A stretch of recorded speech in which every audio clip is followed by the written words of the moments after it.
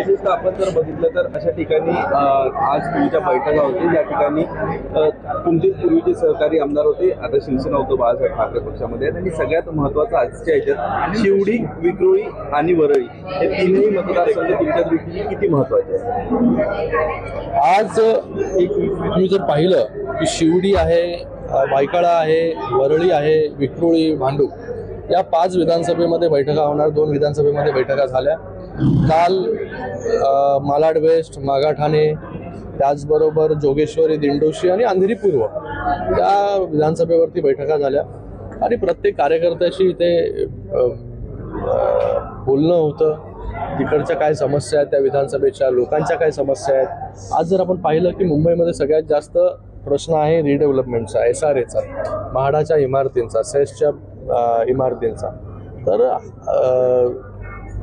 हे सगळे विषय कशा प्रकारे मार्गी लागतील आणि त्याला सुरुवात देखील झालेली आहे. रमाबाई नगर जो सगळ्यात मोठा SRAचा विषय होता, गेले अनेक वर्ष प्रकल्प प्रलंबित होता, त्याला सरकारने, माननीय मुख्यमंत्री असतील, उपमुख्यमंत्री महोदय असतील, SRA आणि MMRDA एकत्रित येऊन त्या सगळ्या घरांची जबाबदारी घेतली. लोकांना भाडं देखील दिलं 6-6 महिन्याचं. आणि त्याचबरोबर लोकांना आपल्या हक्काचं घर जे गेले अनेक वर्ष प्रलंबित होतं, हे घरं देण्याचं काम देखील येणाऱ्या काही वर्षात हे MMRDच्या माध्यमाने, म्हणजे सरकारच्या माध्यमाने, जोपर्यंत आतापर्यंत तर सगळ्या काही गोष्टी ज्या होत्या बिल्डरवरती डिपेंडेंट होत्या, बिल्डरला बाजूला करून सरकार स्वतःनी जी रिस्पॉन्सिबिलिटी घेतली, म्हणजे जो मराठी माणूस, जो मुंबईकर घर सोडून मुंबईच्या बाहेर गेला, त्याला परत मुंबईमध्ये आणण्यासाठी हा उपक्रम मान्य मुख्यमंत्री महोदयांनी सुरू केला आणि त्याला यश देखील आलं. आज रमाबाई नगरमधील हजारो कुटुंबांना त्यांचं हक्काचं घर मिळणार आहे.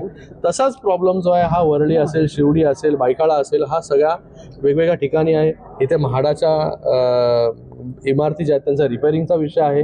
त्याचबरोबर इथे SRAचा विषय जे गेले अनेक वर्ष प्रलंबित आहेत. क्लस्टरचा विषय आहे. क्लस्टर योजना जी आम्ही ठाण्यापासून सुरुवात केली, ती क्लस्टर योजना आज मुंबईमध्ये देखील आणली. आता लोकांची मागणी आहे की क्लस्टर योजना जी आहे मुंबईमध्ये मोठ्या प्रमाणामध्ये राबवली गेली पाहिजे, कारण की घराच्या बदल्यामध्ये घर हे देण्याचं धोरण जे आहे क्लस्टरमध्ये आहे. तर ह्या सगळ्या गोष्टीचा एक इकडे चर्चा होते. त्या चर्चेमधून वेगवेगळे विषय समोर येतात. हे सगळे विषय मान्य मुख्यमंत्री मोदयांपर्यंत आम्ही घेऊन जातो. त्याचबरोबर संघटनात्मक ताकद कशी आहे, कशा प्रकारे इकडे तयारी चालू आहे. योजना असेल, लाडकी बहीण, मुख्यमंत्री माझी लाडकी बहीण योजना, ही योजना लोकांपर्यंत पोहोचते का, त्याच्यामध्ये काय प्रॉब्लेम्स आहेत का, पुढच्या 8 दिवसामध्ये अजून किती आपण लाभार्थी बनवू शकतो.